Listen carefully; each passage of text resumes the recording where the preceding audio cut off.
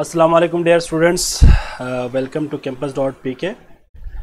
Here is Kumail Haider और आज हम जो टॉपिक पढ़ेंगे वो है आपके पास Graham's law of diffusion and effusion, और इसके बाद हम kinetic molecular theory of gases को देखेंगे। इसके बाद non ideal behaviour of gases को हम डिस्कस करेंगे। लेक्चर शुरू करने से पहले मैंने कल आपको वर्कशीट अपलोड कर दिया था which are related to the previous lecture। ठीक है बच्चे, वालेकुम सलाम बेटा, वालेकुम सलाम। आप में से किसी को अगर वर्कशीट में प्रॉब्लम है या कोई कंफ्यूजन है तो आप मैसेंजर पे मैसेज कर सकते हैं, आई विल रिस्पॉन्स यू। ठीक है बच्चे। अच्छा बेटा, मैं अभी देखूंगा जाके। आपने कल तो मेरे ख्याल कोई आपकी तरफ से कोई मैसेज नहीं आया कल, आज आपने किया तो मैं अभी जाके देख लूँगा। ठीक है, वो मैं ऑब्वियसली लेक्चर के बाद अभी इसके बाद मैं फ्री हो जाऊँगा, तभी मैं चेक करूँगा। ठीक है बेटा, मैं रिस्पॉन्स करूँगा। ठीक है बेटा, यस। तो सैटरडे को आप लोगों का बेटा एक टेस्ट होगा FLP के नाम से। अब FLP में आपका 60 मार्क्स का केमिस्ट्री का पेपर होना है, तो उसमें जितना हमने अब तक कंप्लीट किया है सिलेबस वो शामिल होगा। ठीक है बच्चे। और आप लोगों ने प्रैक्टिस करना है, जितने भी मैंने MCQs आपको प्रोवाइड किया है, जितने भी मटेरियल आपको मैंने प्रोवाइड किया है उनकी आप प्रैक्टिस करें। और कोई प्रॉब्लम हो, कोई क्यूरी हो तो आप जो है मुझसे कंसल्ट कर सकते हैं। ठीक है बच्चे, तो हम अपना आज का लेक्चर शुरू करेंगे। वैसे भी 5-10 मिनट लेट हो गए due to some issues, you know that कि इंग्लिश का लेक्चर हो रहा था, इसलिए थोड़ा लेट हो गया। ठीक है, तो अब हम ज़रा अपना लेक्चर स्टार्ट करते हैं। दैट इज, आज हम जो लेक्चर पढ़ने जा रहे हैं वो है बेटा Graham's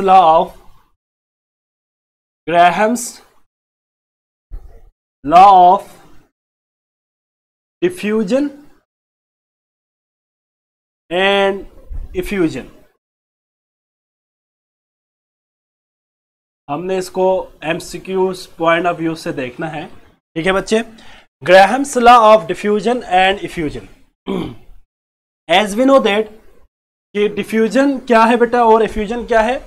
diffusion is basically the spontaneous, बेटा आपका एक्सेस बेटा ये आपका ऑनलाइन टेस्ट होना है, वो आपको बता दिया जाएगा। ठीक है, सैटरडे के दिन डिस्कशन डे है, जिसमें हम जो वर्कशीट्स अपलोड किया है आपको, जो टेस्ट हुआ है उन सबको हमने डिस्कस करना है। और शाम टाइम पे मेरे ख्याल है आपको अपलोड होगा, और ये कहाँ से एक्सेस होगा ये आपको असिस्टेंट से पता चल जाएंगे बेटा, और मैं बता भी दूंगा आपको कल। ठीक है, हाँ वो कल बताऊंगा बेटा आपको कैसे आपने ओपन करना है, कहाँ से ओपन करना है। ये कैंपस पे ही होगा ऑब्वियसली। ठीक है, वो हम कल डिस्कस करेंगे इस हवाले से। तो आज का हमारा जो लेक्चर है, आज का हमारा लेक्चर इसमें ये है, जस्ट 1 मिनट बेटा, एक मिनट जस्ट।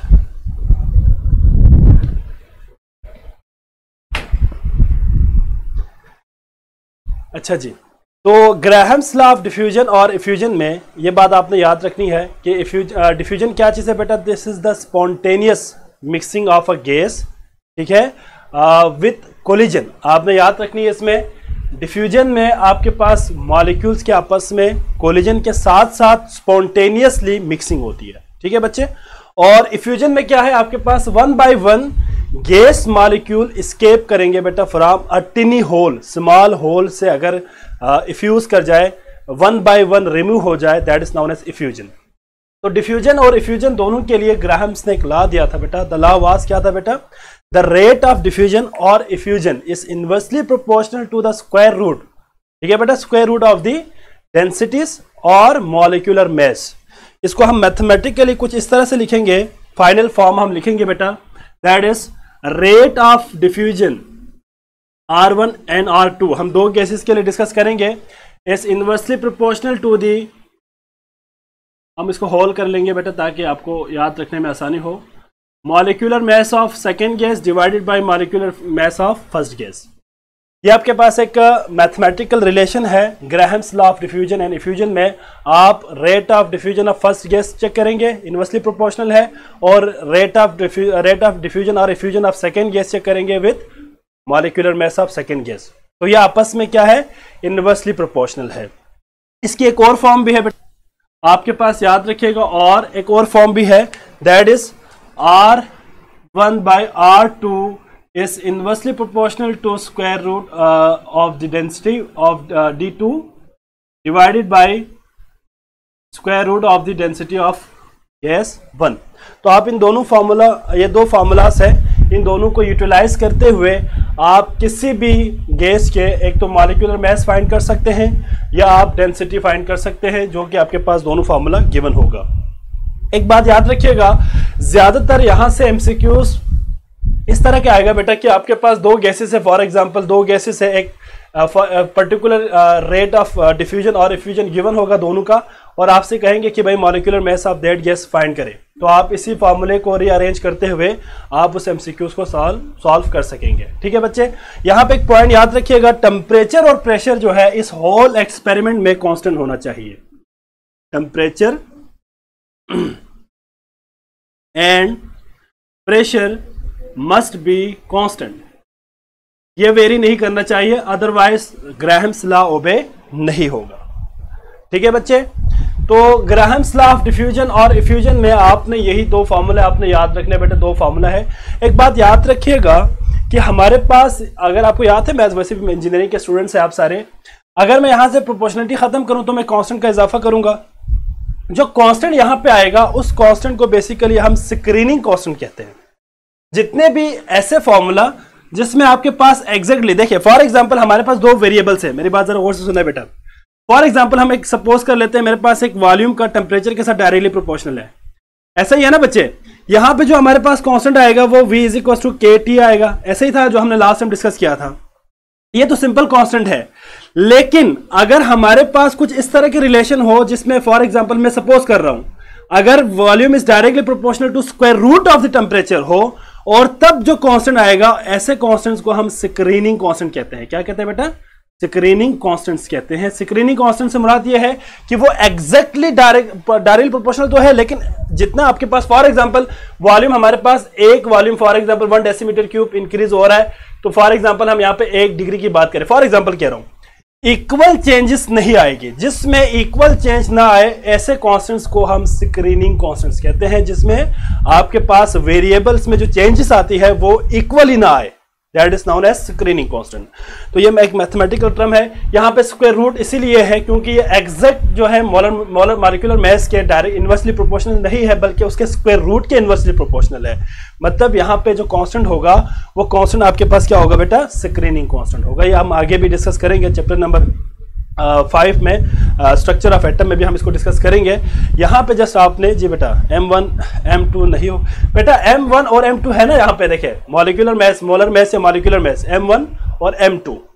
M1/M2 नहीं होगा बेटा। M1/M2 इसलिए नहीं होगा, जब आप इसकी डेरिवेशन करेंगे ना तो आपके पास डिनोमिनेटर और न्यूमरेटर दोनों आपस में रिप्लेस हो जाते हैं, पोजीशन चेंज कर देते हैं। इस वजह से आपके पास M2 न्यूमरेटर में आएगा और M1 डिनोमिनेटर में आएगा। इसी तरह D2 न्यूमरेटर में आएगा, D1 डिनोमिनेटर में आएगा। जब आप इसको डिराइव करेंगे, तब आप उसको जब रीअरेंज करेंगे तो एक स्टेप में आपके पास इसका ये जो है वो चेंज हो जाएगी। अदरवाइज ये इनवर्सली प्रोपोर्शनल नहीं होगा ना बेटा।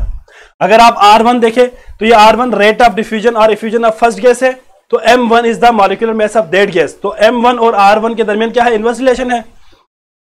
ठीक है बच्चे, ये दोनों आपस में इनवर्स रिलेशन है। अगर इसी तरह हमारे पास R2 और M2 देखे तो R2 और M2 आपस में क्या है? इनवर्स रिलेशन है। तो ये बेसिकली ये जो इक्वेशन हम डिराइव करते हैं वहां से हम इसको फाइनलाइज करते हैं। ठीक है बेटा साथ, तो इस फॉर्मूले को यूटिलाइज करते हुए आप रेट ऑफ डिफ्यूजन और इफ्यूजन आप फाइंड कर सकते हैं। इसके अलावा मॉलिक्यूलर मास भी फाइंड कर सकते हैं, डेंसिटी भी आप इससे रेट से फाइंड आउट कर सकते हैं। रेट से मुराद क्या है बेटा? रेट से मुराद ये है कि आपके पास हाउ स्पीड और स्लो एक मॉलिक्यूल मिसाल के तौर पर मूव कर रहा है, तो उस मॉलिक्यूल का अगर आपने ये बताना है कि हाउ स्पीड और slow the molecule is moving, that is known as rate. अगर हम रेट ऑफ रिएक्शन की बात करते हैं तो हम क्या कहते हैं? हाउ स्पीड और स्लो और रिएक्शन इज प्रोसीडिंग, उसको हम रेट कहते हैं। इसी तरह यहां पे रेट किसे कहेंगे बेटा? Rate is the how speed और slow of gas is moving, that is known as rate. तो आप उसका रेट भी फाइंड कर सकते हैं, एज वेल एज आप मॉलिक्यूलर मास भी फाइंड कर सकते हैं। इसी तरह डेंसिटी भी हम आसानी से इस इक्वेशन से फाइंड आउट कर सकते हैं। बेटा कांस्टेंट की मैंने इसलिए यहां पे ये बात एडिशनली की है। सिंपल आप यहां पे जब देखिए, ये मैथमेटिक्स का रूल है, जब आप प्रोपोर्शनलिटी खत्म करते हैं सैंपल, तो वहां पे आप क्या ऐड करते हैं बेटा, वहां पे आप कांस्टेंट ऐड करते हैं। तो जो कांस्टेंट आप ऐड करते हैं, अगर तो डायरेक्ट रिलेशन है या इनवर्स रिलेशन है, तो मिसाल के तौर पर एक वेरिएबल आपके पास वन टाइम इंक्रीज हो रहा है, तो अगर दूसरे के साथ डायरेक्टली प्रोपोर्शनल है तो वो भी आपके पास वन टाइम ही इंक्रीज होगा ना बेटा, दैट इज डायरेक्टली प्रोपोर्शनल और सिंपल कांस्टेंट है वो। लेकिन बाज होगा जिस तरह इसकी इक्वेशन है, इसी तरह की इक्वेशन में क्या होगा बेटा, आपके पास एक वेरिएबल अगर इंक्रीज कर दे तो दूसरे वेरिएबल के स्क्वायर रूट के हिसाब से इंक्रीज हो रहा है, या हाफ के हिसाब से, स्क्वायर रूट से मुराद क्या है 1/2। हाँ जी बच्चे, तो 1/2 के हिसाब से मॉलिक्यूलर मास का रेट के साथ रिलेशन है। तो ऐसे कांस्टेंट को हम स्क्रीनिंग कांस्टेंट कहते हैं, जिसमें आपके पास एग्जैक्टली इक्वल रेट पे या इक्वल वैल्यूज पे आपके पास वेरिएबल चेंज ना हो, जिसमें आपके पास दोनों वेरिएबल्स के दरमियान डिफरेंस हो, चेंज आ जाए लेकिन वो एक पर्टिकुलर डिफरेंस के साथ चेंज आ जाए, that is known as screening constant. उसको हम स्क्रीनिंग कांस्टेंट कहेंगे। चैप्टर नंबर 5 में भी जब मैं आपको एक्सरे पढ़ाऊंगा तो एक्सरे के अंदर भी मैं आपको ये स्क्रीनिंग कांस्टेंट के बारे में मैं आपको बता दूंगा कि ये कैसे आप कैलकुलेट करते हैं। ठीक है बच्चे, तो यहां पे एक बात आपने याद रखनी है, टेम्परेचर और प्रेशर कांस्टेंट होना चाहिए। जाहिर बात है, देखिए बेटा, हर लॉस के लिए कुछ कंडीशंस होती है। जिस तरह बॉयल्स लॉ की हमने बात की थी, तो बॉयल्स लॉ में हमने ये बात की बेटा कि टेम्परेचर कांस्टेंट होना चाहिए, नंबर ऑफ मोल्स कांस्टेंट होना चाहिए। अगर नंबर ऑफ मोल्स और टेम्परेचर कांस्टेंट ना हो तो उसको हम बॉयल्स लॉ नहीं कह सकते। ठीक है बेटा, क्योंकि एक्सपेरिमेंटल डिटरमिन ये चीजें हैं, ये सारे एक्सपेरिमेंटल वेरीफाइड है। तो इसकी एक्सपेरिमेंटल वेरिफिकेशन आपको पता है, अमोनिया गैस और हाइड्रोक्लोरिक एसिड का उन्होंने एक्सपेरिमेंट दिया हुआ है। अगर आप वहां पे देखें तो दोनों का रेट दिया हुआ है। एक इंपॉर्टेंट पॉइंट और याद रखना है, वो ये याद रखना है बेटा आपने कि अगर हमारे पास दो डिफरेंट गैसेस है, आपको कैसे पता चलेगा एक का रेट ज्यादा है और एक की रेट कम है। मतलब आपके पास 2 डिफरेंट गैसेस है और आपने पता लगाना है कि भाई, आपने बताना है कि ये इस गैस का जो रेट ऑफ डिफ्यूजन और इफ्यूजन ग्रेटर है एज कंपेयर टू अदर। तो याद रखिएगा जिस गैस का मॉलिक्यूलर वेट, मोलर मास ज्यादा हो, उसका रेट कम होगा। ठीक है बच्चे, इनवर्स प्रोपोर्शनल है ना, इनवर्सली प्रोपोर्शनल है। तो आपने याद रखनी है बेटा कि अगर मॉलिक्यूलर मास या मोलर मास अगर ज्यादा हो जाए तो रेट कम हो जाएगा, और अगर मॉलिक्यूलर मास कम हो तो रेट क्या हो जाएगा बेटा, ज्यादा हो जाएगा। फॉर एग्जांपल एमसीक्यूज में आपसे पूछ सकते हैं, एक ऑर्डर देगा आपको, फॉर एग्जांपल हाइड्रोजन, और मैं सपोज कर रहा हूं हाइड्रोजन और अमोनिया में से आपसे पूछे तो आप ऑर्डर क्या बताएंगे, रेट किसका ज्यादा होगा, hydrogen molecule is greater than ammonia. क्यों? क्योंकि हाइड्रोजन मॉलिक्यूल का मोलर मास 2 है ना बेटा, और अमोनिया देखें तो अमोनिया क्या है, 17 ग्राम्स पर मोल है। तो 17 और 2 के दरमियान ज्यादा डिफरेंस है ना बेटा। तो hydrogen have high rate of diffusion और effusion as compare to ammonia. अगर अमोनिया और कार्बन डाइऑक्साइड के दरमियान कंपैरिजन हो तो आप किसका कहेंगे, ammonia have high rate of diffusion और इफ्यूजन, क्योंकि अमोनिया मॉलिक्यूलर मास कम है as compare to carbon dioxide, that is 44। ठीक है बच्चे, तो आपने ऑर्डर यहां से इसी इक्वेशन से देके बताना है कि जितना ज्यादा मोलर मास इंक्रीज होता जाएगा, रेट ऑफ डिफ्यूजन और इफ्यूजन कम होते जाएगी। ठीक है बच्चे, are you got it my point बेटा? आई होप सो, इसमें कोई प्रॉब्लम नहीं है। एमसीक्यूज इसी टाइप के आ सकते हैं बेटा, आपको 2-3 गैसेस देंगे, ठीक है, for example hydrogen, oxygen, ammonia, carbon dioxide, 4 gases के दरमियान आपको रिलेशन पूछा। फॉर एग्जांपल मैं यहाँ पे सपोज कर रहा हूं, इधर जरा बोर्ड पे देखिए जरा बच्चे सारे। फॉर एग्जांपल हाइड्रोजन है, ऑक्सीजन है, फॉर एग्जांपल अमोनिया है और कार्बन डाइऑक्साइड है। अब आप मुझे बताएं, इसमें रेट आपसे पूछेंगे कि correct order of the rate of diffusion और इफ्यूजन, तो आप कैसे लिखेंगे ऑर्डर को बेटा? याद रखिएगा, सबसे पहले आपने किसको लिखना है, हाइड्रोजन को। क्यों? क्योंकि हाइड्रोजन मॉलिक्यूलर मास कम है। ठीक है बच्चे, अब आप कहेंगे इस ग्रेटर देन अब ऑक्सीजन, अमोनिया और कार्बन डाइऑक्साइड में से कम मॉलिक्यूलर मास किसका है, कम मॉलिक्यूलर मास किसका है बेटा, अमोनिया। 17 है, 32 ऑक्सीजन है, तो आप सेकंड क्या लिखेंगे, अमोनिया, NH3 को लिखेंगे। ठीक है बच्चे, सिमिलरली अब आप थर्ड वन किसको लिखेंगे बेटा, थर्ड वन लिखेंगे आप ऑक्सीजन को, क्योंकि ऑक्सीजन है 32। इसके बाद आप ऑर्डर किसके लिखेंगे बेटा, कार्बन डाइऑक्साइड की। ठीक है बेटा, तो ये आपने याद रखनी है बेटा कि order of rate of reaction depends upon their molar mass and molecular mass. जी बेटा, मुझे समझ नहीं है बेटा, वह आप क्या कह रहे हैं, वैल्यू निकालने के ये फार्मूला यूज करें। बेटा मुझे आपकी जो है बात समझ नहीं, दोबारा रिपीट करें, क्योंकि यहाँ पे मेरे ख्याल कुछ वर्डिंग मिस है। खैर, आपने जो है रेट ऑफ रिएक्शन को, सॉरी रेट ऑफ डिफ्यूजन और इफ्यूजन को आपने इस तरह से फाइंड करना है बेटा। पॉइंट गॉट इट बेटा। यहां तक किसी बच्चे को कोई प्रॉब्लम है तो वो पूछ सकते हैं जी बच्चे। नहीं है तो हम आगे मूव करेंगे बेटा, ठीक है। ग्राहम्स लॉ ऑफ डिफ्यूजन और इफ्यूजन आपने बस इतना ही याद रखना है, ठीक है बच्चे।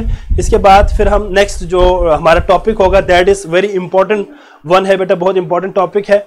ये आपने अच्छी तरह इसको अंडरस्टैंड भी करना है। इससे रिलेटेड मैं एमसीक्यूज भी अपलोड करूंगा, ठीक है बच्चे। तो आपने इसको अच्छी तरह रिमाइंड करना है। That is kinetic molecular theory of gases. Kinetic molecular theory of gases, ठीक है बच्चे। इसमें कुछ पॉइंट्स हम यहाँ पे जो इंपॉर्टेंट है उसमें से जो कुछ पॉइंट्स हम डिस्कस करेंगे यहाँ पे, और एमसीक्यूज, पॉइंट ऑफ व्यूज और आपके टेस्ट के अकॉर्डिंग जो इंपॉर्टेंट पॉइंट्स है उनको हम एलिबरेट करेंगे जी बच्चे। अब आप जरा यहां पे देखिए kinetic molecular theory of gases में याद रखिएगा सबसे पहले हिस्ट्री में सबसे पहले इस kinetic molecular theory of gases को किसने दिया था? बर्नौली ने। किसने दिया था बेटा? Bernoulli was the first chemist.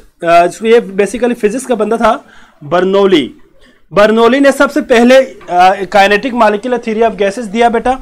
इसके बाद इस थ्योरी को मजीद एक्सप्लेन किया मैथमेटिकली एक्सप्लेन किया बाय टू केमिस्ट, ठीक है, या two scientist, you know that, जिसमें हमारे पास है क्लाजियस एंड केल्विन। ये दो ऐसे साइंटिस्ट थे जिसने kinetic molecular theory of gases को मैथमेटिकली एक्सप्लेन किया, ठीक है बच्चे। बर्नौली ने इनिशिएट किया था kinetic molecular theory of gas, उन्होंने सबसे पहले प्रपोज किया था। इसको मैथमेटिकली एक्सप्लेन किया था क्लाजियस और केल्विन ने, ठीक है बच्चे। क्लाजियस और केल्विन ने मैथमेटिकल एक्सप्रेशन देने के बाद दो और साइंटिस्ट आए बेटा, ठीक है, जिसका नाम था बेटा, याद रखिएगा, ये आपको पॉइंट ऑफ व्यू से भी इंपॉर्टेंट है। दैट वाज मैक्सवेल और बोल्ट्जमैन।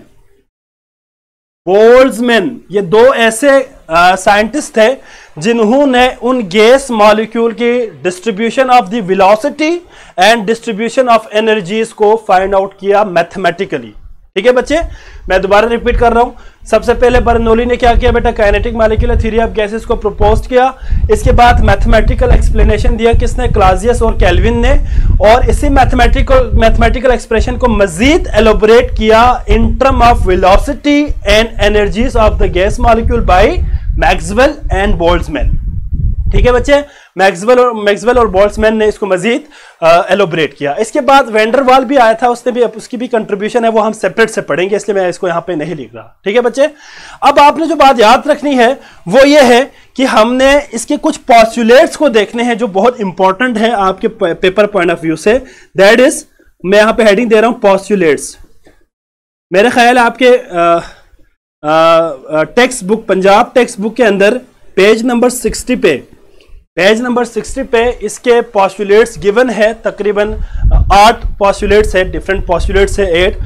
पढ़ने तो आपने सारे ही है, लेकिन उनमें से मोस्ट इंपॉर्टेंट को हम यहाँ पे डिस्कस करेंगे जो आपके पेपर पॉइंट ऑफ व्यू से इंपॉर्टेंट हो और जो जरा थोड़ा सा कंसेप्चुअल हो, ठीक है बच्चे। तो नंबर 1, सबसे पहले जो है हम पॉस्टुलेट नंबर 1 को डिस्कस करेंगे बेटा। मैं सारे पॉइंट्स यहाँ पे शॉर्टली लिखूंगा। याद रखिएगा, आपको पता है कि गैस मॉलिक्यूल हैफजर्डली मूव करती है, ठीक है, मतलब गैस मॉलिक्यूल मूव रैंडमली, वो रैंडमली मूव करते हैं। तो एज ए रिजल्ट क्या होगा कि वो आपस में भी कोलाइड करेंगे with the wall of container. जिस कंटेनर के अंदर आपने उसको स्टोर रखा हुआ है उसके अंदर जो वॉल ऑफ द कंटेनर है उसके साथ भी स्ट्राइक करेंगे, ठीक है बेटा, उसके साथ भी स्ट्राइक करेंगे और आपस में भी स्ट्राइक करेंगे, ठीक है। मतलब गैस मॉलिक्यूल देखिए बेटा, आपके पास मिसाल के तौर पर आप सबको, मैं सपोज कर रहा हूं आपकी क्लास है, मिसाल के तौर पर 40 बच्चे बैठे हुए क्लास में।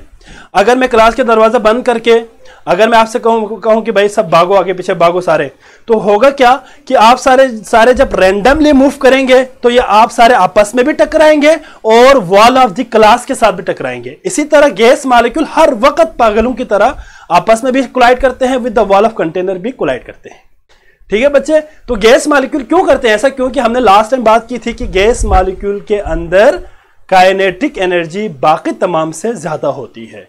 जब उनकी काइनेटिक एनर्जी ज्यादा होगी तो वो आपस में भी स्ट्राइक करेंगे and with the wall of container भी स्ट्राइक करेंगे। जो पॉइंट हमने यहां पे डिस्कस करना है वो ये है कि जब वो आपस में कोलाइड करे या with the wall of container collide करे तो जो कोलिजन है वो परफेक्टली इलास्टिक होगा। ठीक है बेटा, तो कोलिजन मैं सिंपल यहां पे लिखूंगा, collision is perfectly elastic. Elastic collision कहते हैं बेटा वो कोलिजन जिसमें उसकी एनर्जी कंजर्व रहे, एनर्जी चेंज ना हो, मतलब एक मॉलिक्यूल की जो एनर्जी थी उसमें चेंज ना आए, मतलब वो एक से दूसरे में ट्रांसफर कर सकते हैं लेकिन ओवरऑल एनर्जी जो है वो क्या रहेगी उस पूरे सिस्टम के अंदर। मतलब आपके पास एक मॉलिक्यूल की एनर्जी 5 जूल थी, सपोज कर रहा हूं, और एक मॉलिक्यूल की एनर्जी 2 जूल थी। अगर ये दोनों आपस में टकराए, आपस में कोलाइड करे तो 5 जूल वाले जो मॉलिक्यूल है वो अपनी एनर्जी को 2 जूल वाले को ट्रांसफर कर देंगे। ठीक है, फिर वो अगले के साथ कोलाइड करने के बाद उसको ट्रांसफर करेंगे। Mean to say the energy will flow from one molecule to the another molecule.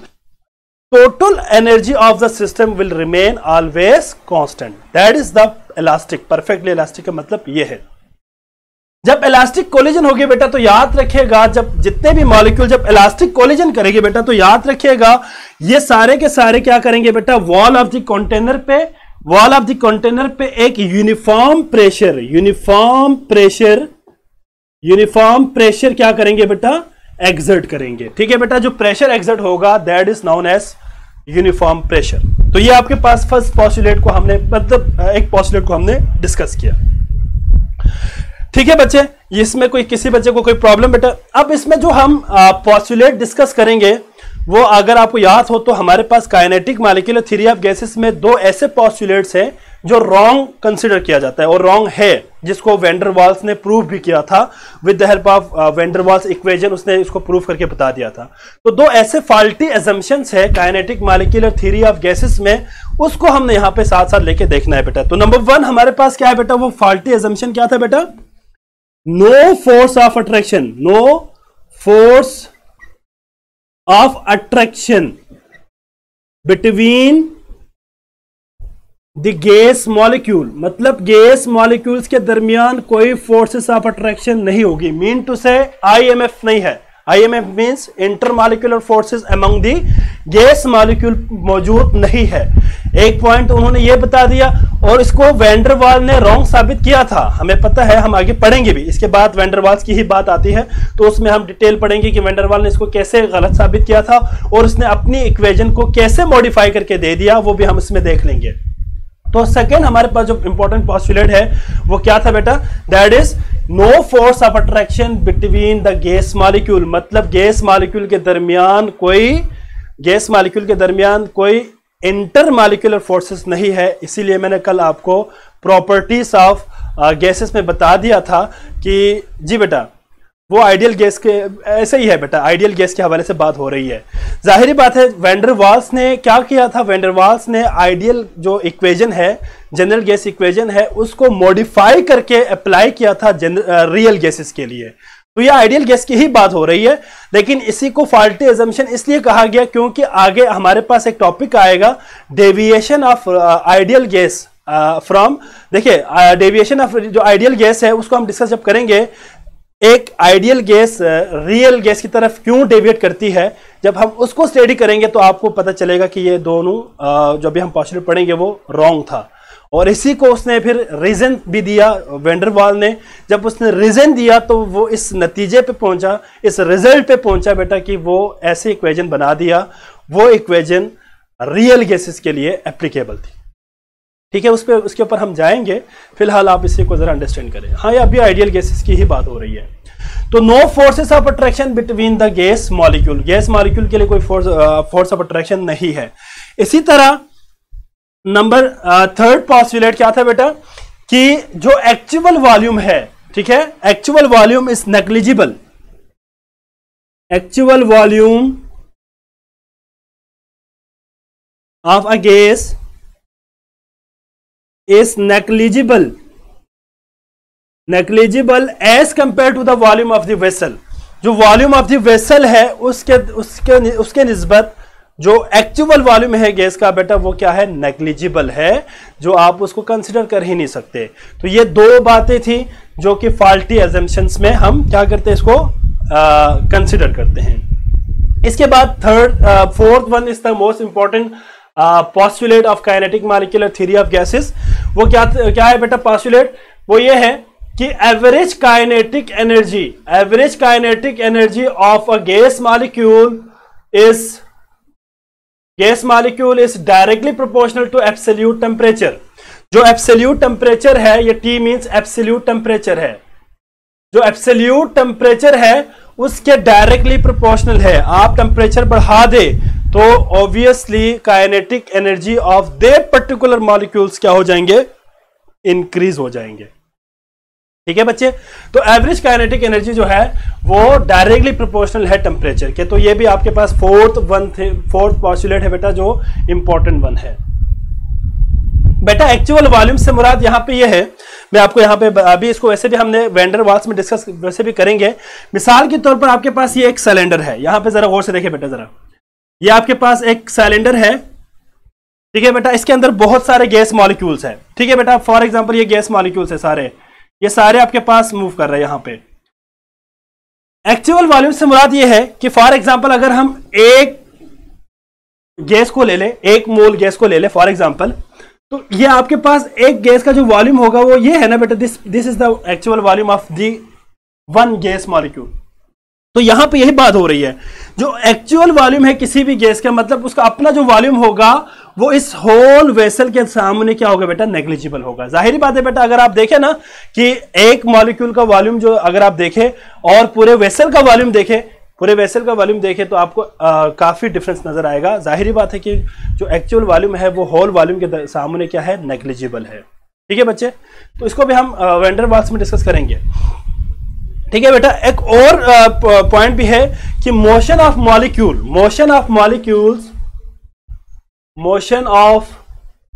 Molecules does not effect by gravity का कोई असर नहीं होगा किसी भी गैस मॉलिक्यूल के मूवमेंट में। जब गैस मॉलिक्यूल मूव कर रहा हो तो उसके ऊपर ग्रेविटेशनल फोर्स का कोई उसके ऊपर इंपैक्ट नहीं होगा। तो ये हमारे पास कुछ पोस्टुलेट्स थे, इंपॉर्टेंट पोस्टुलेट्स थे regarding to kinetic molecular theory of gases. जो मोस्ट इंपॉर्टेंट थे उसको मैंने यहाँ पे लिस्ट डाउन कर दिया है। इसको आपने याद रखना है क्योंकि आगे कैलकुलेशन और एमसीक्यूज इसी से ही ज्यादातर रिलेटेड आता है। ठीक है बेटा, अब हम जरा चलते हैं कि मैथमेटिकल फॉर्म में क्लाजियस ने कैसे मैथमेटिकल फॉर्म दिया था। तो हम यहां पे लिखेंगे बेटा क्लाजियस मैथमेटिकल फॉर्म या क्लाजियस इक्वेशन। इसको हम क्लाजियस इक्वेशन भी कहते हैं और Clausius mathematical form of kinetic molecular theory of gases भी कहेंगे। ठीक है बच्चे, तो अब अगर आप जरा यहां बोर्ड पे देखें सारे बच्चे, तो क्लाजियस ने इक्वेशन क्या दिया था बेटा, उसकी डेरिवेशन आपके सिलेबस में नहीं है। ठीक है, आपने सिर्फ और सिर्फ उस इक्वेशन को याद रखनी है और इसको आपने अप्लाई करना है to solve any type of MCQs which are related to numerical type. ठीक है, तो उसको आपने इस्तेमाल करना है। दैट वाज क्या था बेटा, PV is equal to 1/3 MNC bar square. ठीक है बेटा, this equation is known as Clausius equation to explain the different behaviour of the ideal gases, जिसमें आपके पास यहाँ पे P क्या है बेटा, प्रेशर है, V क्या है, वॉल्यूम है, 1/3 आपके पास कांस्टेंट है, M is the mass of that gas और N is the number of molecules, C bar square. यहाँ पे जो इंपॉर्टेंट पॉइंट है वो है C बार स्क्वायर। तो याद रखिएगा C बार स्क्वायर क्या चीज है बेटा, C bar square is the root mean square velocity. Root mean square velocity से क्या मुराद है यहाँ पे जरा गौर से देखिए बेटा। देखिए मैंने आपको पहले भी कहा कि गैस मॉलिक्यूल जो है वो आपस में भी कोलाइड करेंगे, with the wall of container भी कोलाइड करेंगे।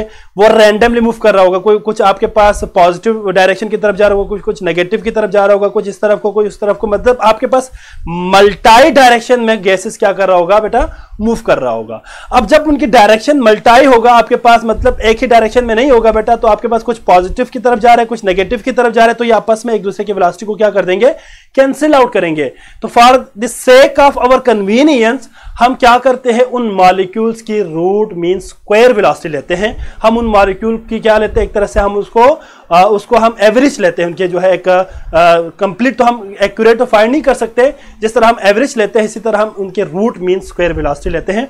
और रूट मीन स्क्वायर वेलोसिटी किसके बराबर होगा बेटा, इसके लिए इक्वेशन है root mean square velocity RMS, या इसको हम सिंपल R, इसको इस तरह भी लिख सकते हैं बेटा। ये किसके बराबर होगा, फार्मूला क्या होगा बेटा, जी बेटा यहां पे कोई क्वेश्चन है किसी का, हाँ जी, ये किसके बराबर होगा बेटा, हाँ जी 3RT,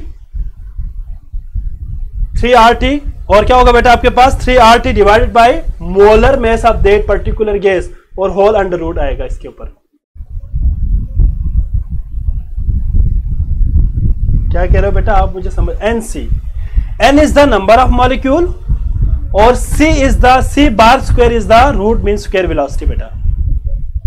ठीक है, इस फॉर्मूले को आपने याद रखने बेटा, root mean square velocity will be equals to क्या होगा बेटा, किसके बराबर होगा, 3RT डिवाइडेड बाय मॉलिक्यूलर मास। यहां पे एक इंपॉर्टेंट पॉइंट MCQs के हवाले से बहुत इंपॉर्टेंट है, वो ये है कि आपने याद रखनी है बेटा कि root mean square velocity RMS is number 1 directly proportional to the absolute temperature, temperature का टेम्परेचर के साथ डायरेक्टली प्रोपोर्शनल है। ठीक है बच्चे, and inversely proportional to molecular mass. फिर वही बात आ गई बेटा, मॉलिक्यूलर मास के साथ इनवर्सली प्रोपोर्शनल है और एब्सोल्यूट टेम्परेचर के साथ डायरेक्टली प्रोपोर्शनल है। ये आपने एमसीक्यूज पॉइंट ऑफ व्यू से याद रखनी है बेटा। ठीक है, एमसीक्यूज पॉइंट ऑफ व्यू से आपने इसको अच्छी तरह अंडरस्टैंड करना है, क्योंकि root mean square velocity temperature के साथ डायरेक्टली प्रोपोर्शनल है। टेम्परेचर के साथ डायरेक्टली प्रोपोर्शनल से मुराद क्या है बेटा, जितना ज्यादा आप टेम्परेचर इंक्रीज करते जाएंगे उसकी वेलोसिटी इंक्रीज होती जाएगी। ठीक है बेटा, इसी तरह जब मॉलिक्यूलर मास इंक्रीज हो जाए ऑब्वियसली वेलोसिटी भी क्या हो जाएगी बेटा, कम हो जाएगी। ठीक है बेटा, are you got it my point बेटा, क्लियर है सबको? यहां तक किसी बच्चे को कोई प्रॉब्लम है तो वो बच्चे जो है यहां पे डिस्कस कर सकते हैं। इसको हम एक और फॉर्म में भी लिख सकते हैं बेटा, अगर हम काइनेटिक एनर्जी के साथ इसको रिलेट करें तो kinetic energy is equal to क्या होगा बेटा, 3RT divided by 2NA Avogadro's number.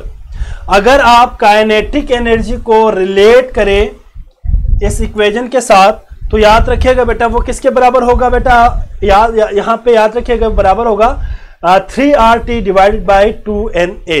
ठीक है, NA is the Avogadro's number. ठीक है बच्चे, एवोगैड्रोस नंबर के लिए होगा और ये 1 मोल के लिए हम बात करेंगे तो यहां पे ये आ जाएगा इक्वेशन। तो मतलब average kinetic energy, average translational kinetic energy का अगर हम रिलेशन देखें विथ किसके साथ बेटा, किसी भी गैस के एब्सोल्यूट टेम्परेचर के साथ कोई रिलेशन देखे तो वो हमारे पास क्या आएगा बेटा, एवरेज ट्रांसलेशन काइनेटिक एनर्जी का इसके साथ रिलेशन कुछ इस तरह से आएगा।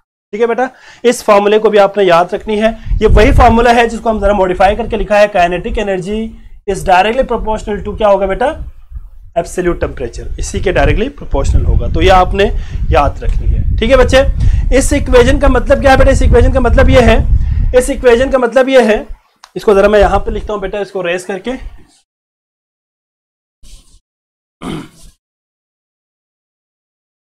मेरा ख्याल है यहां तक किसी बच्चे का कोई क्वेश्चन तो नहीं है, अगर किसी का कोई क्वेश्चन है तो बेटा आप पूछ सकते हैं। अच्छा जी, R is the universal gas constant बेटा। R क्या है, R is the universal gas constant, जिसकी हमने कल बहुत सारे वैल्यूज को फाइंड आउट किया था by using different units of pressure, volume and temperature. तो R वही है जी बच्चे। अब आपने जो पॉइंट याद रखें वो ये है कि इस इक्वेशन के मुताबिक अगर हम टेम्परेचर को कर दे इंक्रीज, ठीक है बच्चे, अगर हम टेम्परेचर को इंक्रीज करें तो याद रखिएगा उस मॉलिक्यूल की काइनेटिक एनर्जी इंक्रीज हो जाएगी। जब काइनेटिक एनर्जी इंक्रीज होगी उस मॉलिक्यूल की, याद रखिएगा, जब काइनेटिक एनर्जी इंक्रीज हो जाएगी तो याद रखिएगा रूट मीन स्क्वायर वेलोसिटी भी क्या हो जाएंगे बेटा, रूट मीन स्क्वायर वेलोसिटी भी इंक्रीज हो जाएगी। एज अ रिजल्ट जब root mean square velocity increase हो जाएंगे बेटा तो याद रखिएगा रेट ऑफ डिफ्यूजन ऑटोमेटिकली क्या हो जाएगा बेटा, इंक्रीज हो जाएगा। ठीक है बेटा, रेट ऑफ डिफ्यूजन भी इसमें इंक्रीज हो जाएगा। I think you got it my point कि अगर हम टेम्परेचर बढ़ा दे तो काइनेटिक एनर्जी बढ़ेगी, हमें इन सारे रिलेशन से पता चल रहा है। जब काइनेटिक एनर्जी बढ़ेगी तो रूट मीन स्क्वायर वेलोसिटी भी इंक्रीज हो जाएगी। जब root mean square velocity increase हो जाएगी तो ऑब्वियसली रेट ऑफ डिफ्यूजन भी क्या हो जाएंगे बेटा, इंक्रीज हो जाएंगे। एक और फॉर्मूला भी अगर हम यहां पे डिस्कस करें तो वो ये है कि फॉर एग्जांपल हमारे पास एक जो दो डिफरेंट गैसेस है, तो याद रखिएगा दो डिफरेंट गैसेस के लिए हम इसको एक और इक्वेशन भी लिखेंगे बेटा, that is C1 by C2, this will be equals to whole under root. याद रखिएगा बेटा अगर हम किसी मॉलिक्यूल का टेम्परेचर के साथ रिलेशन देखें तो एक और इक्वेशन भी हम इसमें ऐड कर सकते हैं, दैट इज क्या होगा बेटा, T1 by T2 multiply by M2 divided by M1। ठीक है बेटा, इस फॉर्मूले को भी आपने याद रखना है बेटा। ये क्या रिलेशन बता रहे हैं बेटा आपको, किसी भी मॉलिक्यूल के जो है रेट बता रहे हैं आपको with temperature and molecular mass. अगर आपको टेम्परेचर का रेशो दिया हो और आपको for example root mean square velocity की वैल्यूज दिया हुआ हो तो आप मॉलिक्यूलर मास फाइंड कर सकते हैं। मॉलिक्यूलर मास टेम्परेचर गिवन हो आप रूट मीन स्क्वायर वेलोसिटी भी फाइंड आउट कर सकते हैं। ठीक है बच्चे, एक और रिलेशन भी है काइनेटिक एनर्जी के साथ टेम्परेचर का। अगर हम बात करते हैं एवरेज काइनेटिक एनर्जी, अगर एवरेज काइनेटिक एनर्जी की हम बात करें of first gas with respect to T1, temperature आपके पास 1 हो और अगर आप टेम्परेचर चेंज कर देते हैं, ठीक है, टेम्परेचर अगर आप चेंज कर देते हैं तो kinetic energy of second molecule will be divided by absolute temperature of that particular system. ठीक है बेटा, तो ये फॉर्मूला भी आपने याद रखना है बेटा। आपके पास अगर कोई रेशो दिया हुआ हो काइनेटिक एनर्जी का टेम्परेचर के साथ तो आपके पास अगर एक मॉलिक्यूल की काइनेटिक एनर्जी और टेम्परेचर गिवन हो, सेकेंड के टेम्परेचर गिवन हो तो एक की आप काइनेटिक एनर्जी फाइंड आउट कर सकते हैं इस इक्वेशन की मदद से। ठीक है बच्चे, तो ये कुछ इक्वेशंस मैंने आपको यहाँ पे मेंशन कर दिया है, इन इक्वेशंस को आपने अच्छी तरह याद रखनी है। ठीक है बेटा, आई होप सो कि आपको यहां तक कोई प्रॉब्लम नहीं है। जी बच्चे, कोई क्वेश्चन है किसी का, यहां तक किसी बच्चे को कोई क्वेश्चन है तो वो पूछ सकते हैं। जी बच्चे,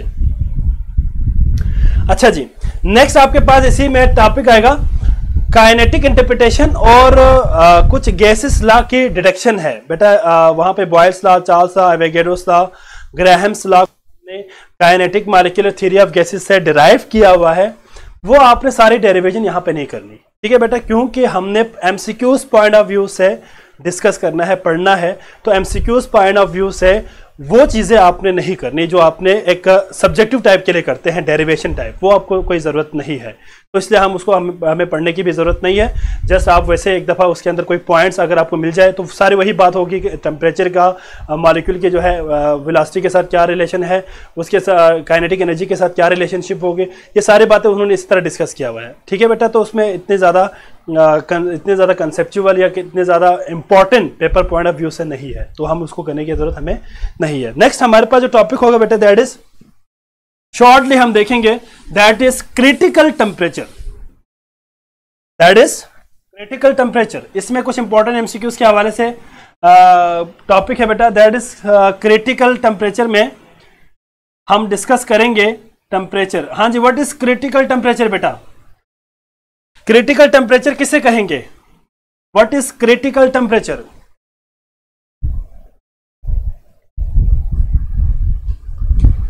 बेटा सिंपल टेम्परेचर और एब्सोल्यूट टेम्परेचर में बात यह है कि हमने अगर आपको याद हो तो लास्ट टाइम हमने बात की थी ना कि चार्ल्स लॉ में जो नॉर्मल टेम्परेचर है वो तो आपके पास एक ऑब्वियसली जो आपके यहाँ हम यूज करते हैं डेली लाइफ में, वो आपके पास क्या है बेटा? एक तरह से, एक मिनट बेटा मैं आपको बता दूंगा, पहले इसका आंसर करने तो इसके बाद मैं आपको आंसर करूंगा। बाद में ये कर रहा था बेटा कि जो एब्सोल्यूट टेम्परेचर है ना वो किसी स्पेसिफिक कंडीशंस पे हम डिस्कस करते हैं। मसलन आपके पास एक टेम्परेचर अगर आपने चेंज कर दिया है तो प्रेशर वहां पे कांस्टेंट है, नंबर ऑफ मोल कांस्टेंट है। मीन टू से आपके पास एक स्पेसिफिक कंडीशन पे अगर हम उस टेम्परेचर को स्टडी करें तो हम उसको एब्सोल्यूट टेम्परेचर में लाएंगे। और अगर कोई स्पेसिफिक कंडीशन नहीं है आपके पास, सारी चीजें जो है वो कोई खास कंडीशन पे नहीं हो रहा, तो वो हम सिंपल टेम्परेचर कहेंगे। एब्सोल्यूट टेम्परेचर का टर्म ही हम इसीलिए इस्तेमाल करते हैं, जिस तरह हमने कल एब्सोल्यूट जीरो की बात की थी कि भाई कुछ खास स्पेसिफिक कंडीशन पे अगर हम 1 डिग्री बढ़ा दे टेम्परेचर तो आपके पास जो है उसका वॉल्यूम के ऊपर क्या असर होगा। ये सारी बातें हमने लास्ट टाइम की थी ना बेटा साथ। तो अगर किसी स्पेसिफिक कंडीशंस पे अगर हम बात करें तो एब्सोल्यूट टेम्परेचर का हम टर्म लेंगे। अगर स्पेसिफिक कंडीशन ना हो, नॉर्मल टेम्परेचर की बात करें तो वो हमारे पास सिंपल टेम्परेचर है। ठीक है बच्चे, इसमें इतना ज्यादा डिफरेंस नहीं है, सिर्फ कंडीशंस के ऊपर है कि कंडीशन आपने क्या रखा हुआ है। काइनेटिक एनर्जी इंक्रीज, जी बेटा यार बेटा मेरी बात सुनो, जब किसी मॉलिक्यूल की काइनेटिक एनर्जी बढ़ेगी तो क्या होगा, वो और फास्टली मूव करेगा। फॉर एग्जांपल मैं तुम्हें एक सिंपल एग्जांपल देता हूं।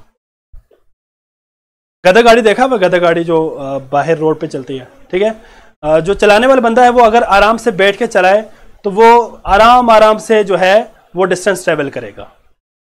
इसके बरक्स अगर वो बंदा पीछे से जो है कोई छड़ी लेके उसके ऊपर क्या करे बेटा, मारे उसके ऊपर, तो वो बहुत फास्ट मूव करेगा। क्यों? बहुत तेजी से मूव क्यों करेगा? क्योंकि आपने उसके ऊपर प्रेशर अप्लाई किया है, आपने उसके ऊपर क्या किया, आपने उसको पनिशमेंट दिया। तो उस पनिशमेंट को हम कहेंगे काइनेटिक एनर्जी। जब उस गैस की काइनेटिक एनर्जी पहले से थी, वो आराम से मूव कर रहा था। मिसाल के तौर पर गैस जो है वो आपके पास फॉर एग्जांपल 10 मीटर पर सेकंड स्क्वायर के हिसाब से मूव कर रहा था।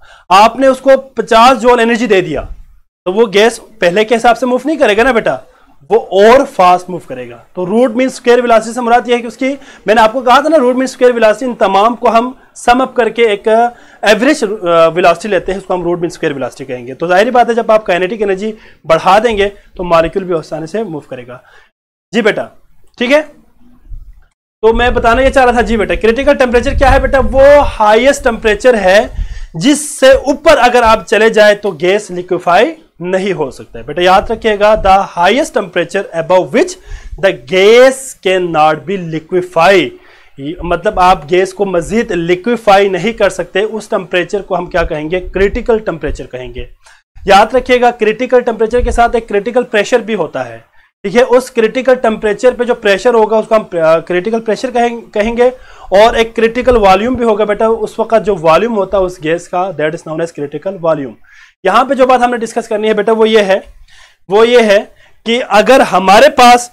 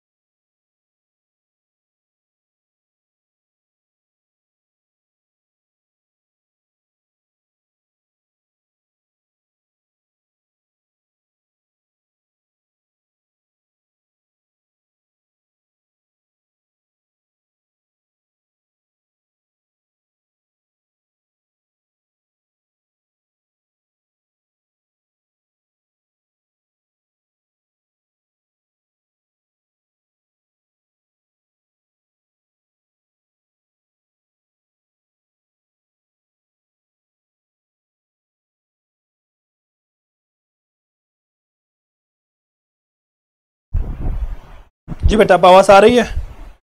एक नजर में इसकी बैटरी चेंज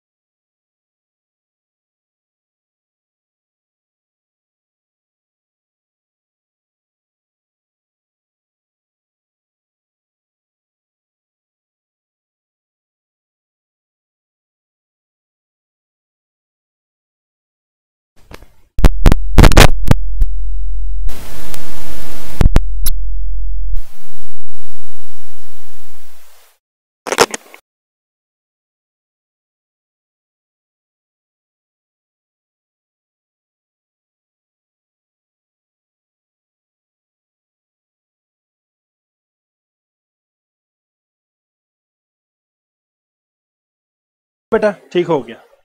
अच्छा जी, हम बात कर रहे थे बेटा क्रिटिकल टेम्परेचर क्या है, तो वो मैक्सिमम टेम्परेचर है जिस पे आपका जो गैस है वो मजीद लिक्विफाई ना हो। ठीक है बच्चे, अब आपने यहां पे एक इंपॉर्टेंट पॉइंट को डिस्कस करना है, वो ये है कि क्रिटिकल टेम्परेचर किस चीज के ऊपर डिपेंड करेगा। बेटा याद रखिएगा, क्रिटिकल टेम्परेचर को हम टीसी से रिप्रेजेंट करते हैं। ये डिपेंड करते हैं बेटा, डिपेंड अपॉन, याद रखिएगा, साइज, शेप। ठीक है बेटा, आप याद रखिएगा किसी भी मॉलिक्यूल का जो क्रिटिकल टेम्परेचर है वो किस पे डिपेंड करेगा बेटा, साइज पे डिपेंड करेगा, साइज पे डिपेंड करेगा, शेप पे, और याद रखिएगा IMF, इंटर मॉलिक्यूलर फोर्सेस के ऊपर डिपेंड करेगा। बेटा अब आवाज आ रही है? ठीक है, अब ठीक, अब क्लियर हो गई है बेटा जी, अब ठीक है, ठीक है। तो साइज, शेप और इंटर मॉलिक्यूलर फोर्सेस के ऊपर डिपेंड करेगी बेटा क्रिटिकल टेम्परेचर। इसका क्या मतलब है, एक बात याद रखिएगा, अगर हम देखें अमोनिया को और वाटर को देखें, ठीक है, अमोनिया और वाटर को अगर हम आपस में कंपेयर करें तो अगर आप देखें तो अमोनिया कम है, क्रिटिकल टेम्परेचर कम है, और वाटर क्या है, क्रिटिकल टेम्परेचर ज्यादा है। आप क्रिटिकल टेम्परेचर को ना सिर्फ इस तरह से अंडरस्टैंड करें कि वो टेम्परेचर रेंज होगा जिस पे कोई भी सब्सटेंस लिक्विड फेस में एग्जिस्ट करे। क्या होगा बेटा, वो टेम्परेचर रेंज जिस पे आपका कोई भी सब्सटेंस लिक्विड फेस में एग्जिस्ट करे, that is known as critical temperature. तो आपके पास अमोनिया के अंदर ये एबिलिटी है कि वो 132 तक, आपके पास 132.4 तक क्या कर सकते हैं बेटा, लिक्विड फेस में एग्जिस्ट कर सकती है।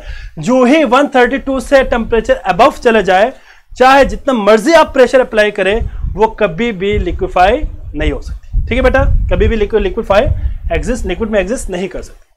इसी तरह वाटर, अगर आप बात करते हैं वाटर की, तो वाटर में भी 374.3 डिग्री सेल्सियस वो मैक्सिमम टेम्परेचर है जिस पे आपका कोई भी वाटर जो है वो in the form of liquid exist करे। ठीक है बेटा, इससे ऊपर टेम्परेचर बढ़ा दे, चाहे मर्जी आप प्रेशर बढ़ा दे, मैटर, आप जो भी प्रेशर अप्लाई करेंगे, इससे ऊपर जाने के बाद कभी भी वो लिक्विफाई नहीं हो सकता। ठीक है बच्चे, आपके बुक वालों ने एक और एग्जांपल भी दिया हुआ, carbon dioxide, CO2 31.1 degree Celsius temperature दिया हुआ है। अब 31.1 डिग्री सेल्सियस कार्बन डाइऑक्साइड के लिए है। अब सवाल यह पैदा होता है कि भाई अमोनिया, वाटर और कार्बन डाइऑक्साइड में इतना ज्यादा ड्रास्टिक डिफरेंस क्यों है, इतने ज्यादा सेवियर डिफरेंस क्यों है? तो बात इसकी यह है बेटा, रीजन यह है कि अगर हम देखें तो कार्बन डाइऑक्साइड के अंदर इंटरमॉलिक्यूलर फोर्सेस ना होने के बराबर है as compare to water and as compare to ammonia. अगर हम अमोनिया की बात करते हैं और वाटर की बात करें, तो अगर हम यहां पे तीन चीजों की मैं बात कर रहा हूं, कार्बन डाइऑक्साइड, अगर आप बात करते हैं अमोनिया, तो अमोनिया के अंदर याद रखिएगा, आपको पता है हाइड्रोजन बॉन्डिंग भी तो है, इंटरमॉलिक्यूलर फोर्स स्ट्रॉन्ग है। ठीक है बेटा, लेकिन वाटर के अंदर और ज्यादा हाइड्रोजन बॉन्डिंग है। क्यों बेटा हाइड्रोजन बॉन्डिंग ज्यादा क्यों है? क्योंकि वाटर मॉलिक्यूल 2 हाइड्रोजन बॉन्डिंग बना सकते हैं। तो जब उनके दरमियान बॉन्ड पोलैरिटी ज्यादा हो जाए और इंटरमॉलिक्यूलर फोर्सेस बढ़ जाए, साइज और शेप के हवाले से भी यही बात होगी बेटा, साइज इंक्रीज हो जाए तो उनके क्रिटिकल टेम्परेचर भी ऑब्वियसली इंक्रीज हो जाएंगे। ठीक है बेटा, तो क्रिटिकल टेम्परेचर में आपने ये पॉइंट याद रखने बेटा, अगर एमसीक्यूज में आ जाए कि which one of the following highest critical temperature, तो you must know about their polarity, size and shape. Shape, size और पोलैरिटी के अकॉर्डिंग आपके पास उस मॉलिक्यूल के क्रिटिकल टेम्परेचर भी चेंज हो जाएंगे। अब आप देखें जरा वाटर के अंदर क्यों ज्यादा है बेटा, वाटर का जो है क्रिटिकल टेम्परेचर ज्यादा क्यों है? इसलिए ज्यादा है क्योंकि वाटर क्या है, पोलर मॉलिक्यूल है। ठीक है बेटा, क्या है बेटा, ये पोलर मॉलिक्यूल है, पोलर होने की वजह से इसके क्रिटिकल टेम्परेचर भी ज्यादा है। इसके बाद आपका अगला टॉपिक शुरू होगा बेटा, liquefaction of gases. Liquefaction of gases ये हम कल स्टार्ट करेंगे। ठीक है बेटा, इसमें हम Linde's method for the liquefaction of gases को डिस्कस करेंगे डिटेल में डायग्राम के साथ। इसके बाद आपका अगला टॉपिक होगा, उसमें हम पढ़ेंगे non ideal behaviour of gases को, जिसमें 2 ग्राफ को डिस्कस करेंगे। उसके अंदर बहुत सारे इंपॉर्टेंट पॉइंट्स हैं एमसीक्यूज के हवाले से, वो डिस्कस करेंगे। इसके बाद फिर आपका होगा वैन डर वाल्स इक्वेशन, जिसने करेक्शन की थी बेटा वॉल्यूम और प्रेशर को। ठीक है बच्चे, तो ये हम कल पढ़ेंगे। अभी आपका टेस्ट होगा बेटा, टेस्ट स्टार्ट होने लगा है। 3 एमसीक्यूज होंगे आपके, उन तीनों एमसीक्यूज को आपने अटेम्प्ट करना है। ठीक है, तो आपने जो है टेस्ट अभी आपके स्क्रीन पे शो होने लगा है बेटा, आप अपना टेस्ट जो है अटेम्प्ट करें जी बच्चे। ठीक है, अगर किसी को टेस्ट शो ना हो तो रिफ्रेश करें और स्टार्ट पे क्लिक करें।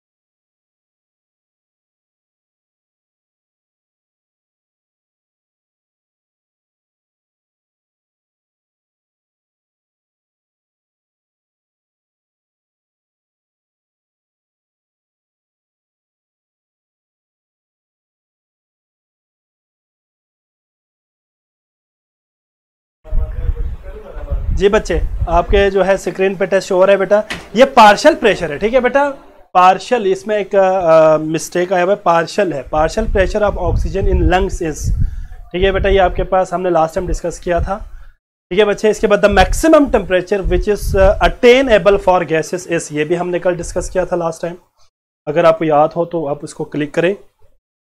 Number third is the two apply gas laws for general gas which of the following condition must be fulfil, ठीक है बेटा, कंडीशन की बात की है। तो ये 3 MCQs है, आपके पास टाइम भी है 3 मिनट्स का, अब आपके पास तकरीबन 1 मिनट एंड 40 सेकेंड्स आपके पास अभी है, इसको सॉल्व करें। आज मैं वर्कशीट अपलोड करूंगा बेटा रिलेटेड टू दिस टॉपिक्स, तो आप लोगों ने उसको भी साथ साथ जो है प्रैक्टिस करके मुझे आपने बताना है, कोई प्रॉब्लम हो, कोई इशू हो तो आपने डिस्कस भी करना है, ठीक है बच्चे। और इस लेक्चर के बाद ठीक हो गया बेटा, आपके पास 1 मिनट है बेटा और।